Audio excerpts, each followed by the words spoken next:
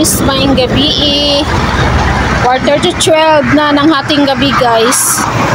Dirimi sa highway papasok ng Tagum City.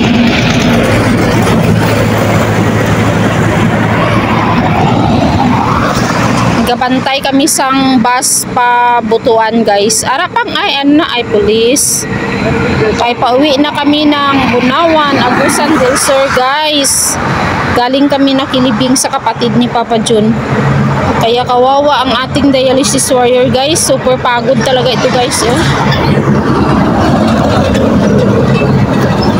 Guys, important. Ng ating dialysis warrior guys. Ayan ang ating princess. Nakisakay kami guys sa sakyanan sa girintahan sa mga kapatid niya. Papunta ng Sigaboy sila. So gibaba lang kami dito. Di ako naka-video-video kanina kasi ay parang malipong na kami guys. Kaya parang ginamos kami. Sobra kami kaguot. Sobrang dami ng tao sa loob ng sasakyan. Si Princess kalipungon gani na nao, tapos wala pagid mi nakapalit og bunamin kid.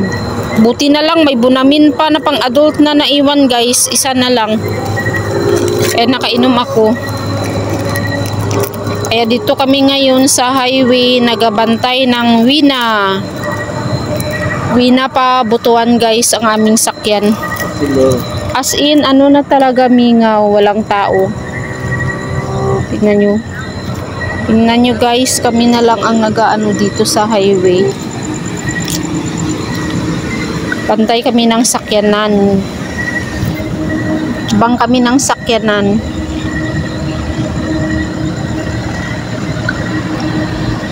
Sana may wina na kasi kawawa ang ating dialysis warrior si Papa Jun guys. Pagod na talaga yan siya sa biyahe.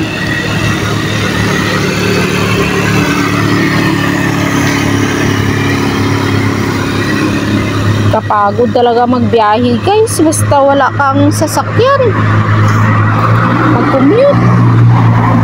Pagod mag-commute.